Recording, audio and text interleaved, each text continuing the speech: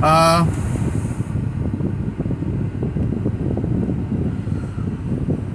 I know I said I reviewed it, and I talked about this film before I reviewed it. I gave a positive review, but now I'm going back to my original opinion. Why I thought of this film when I first saw it back in 2009. It's James Cameron's Avatar.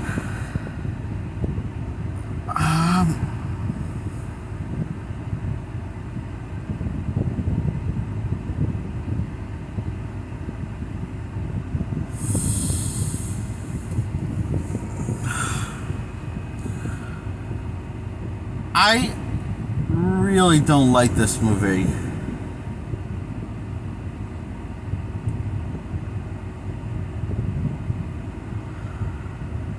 Now, I think I gave it a positive review in the past because I was afraid to say that, but you know, it's kind of my life, so I just say, fuck it, I'm done with being afraid of saying it. So yeah, I really hate this movie. It's so stupid. And I hate what James Cameron what this did to James Cameron. It's just, you know,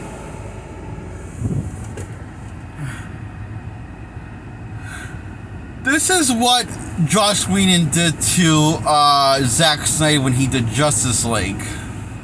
Turned him into a joke. Except, there's a different guy, a different creator that turned James Cameron into a joke. It was James Cameron that's doing that turned him into a joke, and he sees this as a win, a victory. You know, maybe he should be a joke because he's an idiot if he thinks this film is actually good and quality. So maybe James Cameron isn't a genius. Maybe he's got lucky in the past, and now his luck is running out, and it started with this movie, which was the last film he actually made back in 2009, and still the last film he made hasn't made another film for many years. And I hear he's making several sequels of this garbage.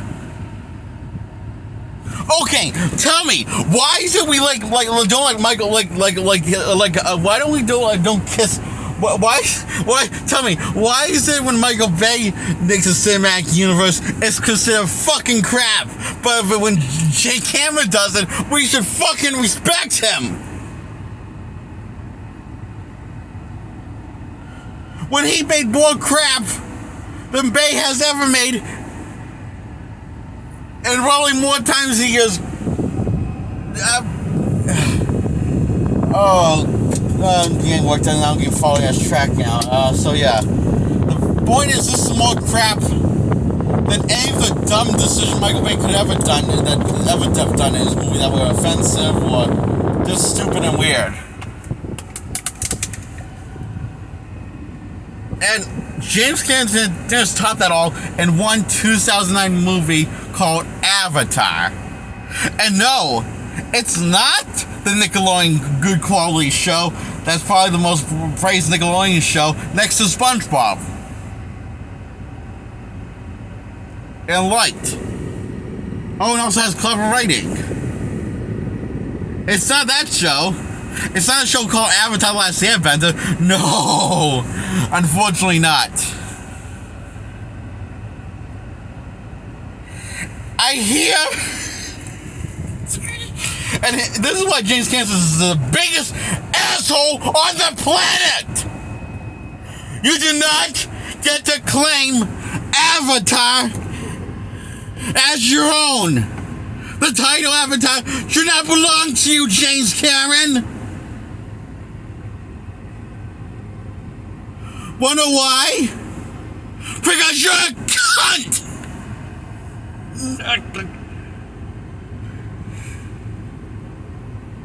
Yeah, I'm sorry, I should explain my behavior. Because James Cameron, didn't let Ed Sean use the word avatar because he legally wasn't supposed to use it because of James Cameron said so. That prick needs to die.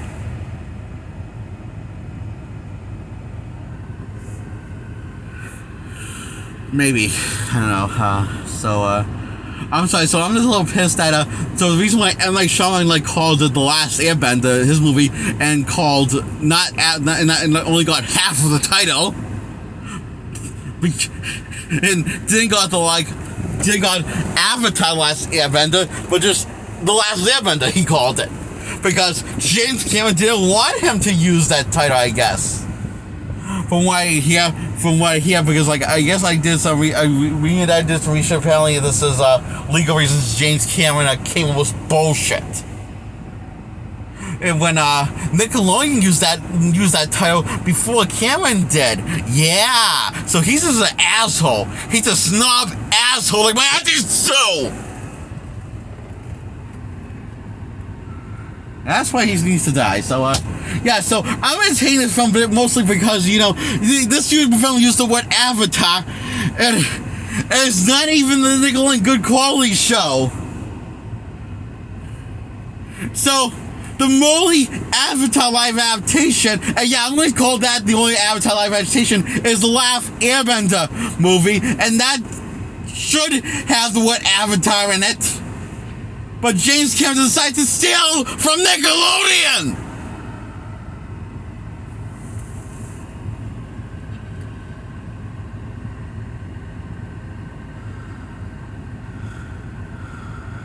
And, second reason why I hated all of this movie, like 90% of this movie, until the last 20 or 30 minutes when the climax comes, it's just a guy talking in a fucking camera and documenting how close he is getting with the aliens.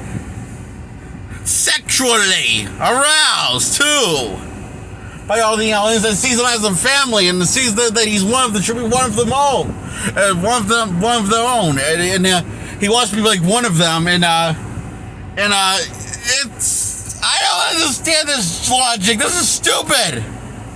Oh, and he falls in love with this alien thing. And fucks her, and fucks her. Says, and he calls Captain JJ fucks her to use her to basically take down the aliens, and he has to change her heart in the last minute. This is when he realized that his real family is the aliens. Blah blah blah. And then a group of people decide to of rebels rebel against the humans and go into the avatars' bodies and that's why it's called aliens. Wow, that's why it's called avatars, because they go into the avatar bodies and just take control of these aliens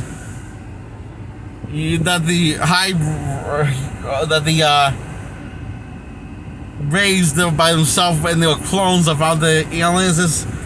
I don't understand this movie.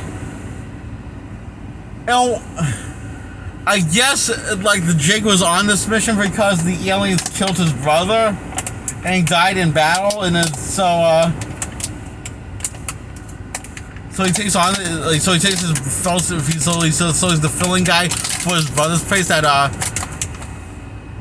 for this mission. This is dumb. Dumb.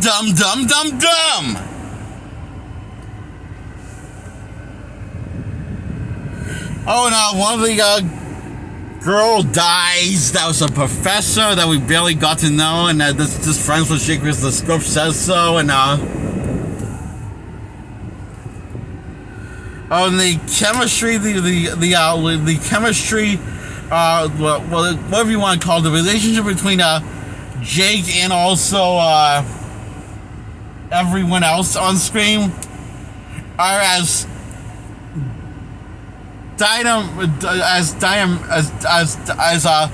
exciting as, well, the cast from the Last Airbender movie from 2010, except worse. Nails on chalkboard basis, it feels like. Oh, this is worse than I thought. So, I guess he ends up with the girl, and they transfer his soul into his avatar body, and he's now an avatar, a full-fledged alien. So he got his wish. Now he can be married with the girl that he loves so much, that we saw like 15 minutes on screen together, and just have fucked one time, which was also their only time they share a romantic signs of that they find themselves attractive. So yeah, this is so fucking retarded. What have you done, James Cameron? And I feel like this must have influenced Shyamalan to cut out and majority of the script of his last Airbender movie, because this feels like he skipped more than half of the story of a plot he cannot defend. James Cameron did, and M. Night Shyamalan did the same thing, ironically, a year later. In fact, you're gonna argue that this is as grand and as epic and as exciting story as sitting on a toilet watching the last Airbender movie by M. Night Shyamalan. This movie is what this movie feels like in a nutshell when you're getting the fucking runs.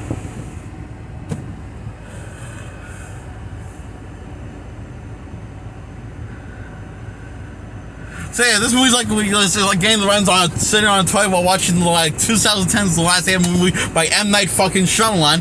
This is what this movie feels like in a nutshell. This feels like the original OG The Last Airbender. Suck my balls, James Cameron, you prick! And this gives a 0 out of 10. Goodbye!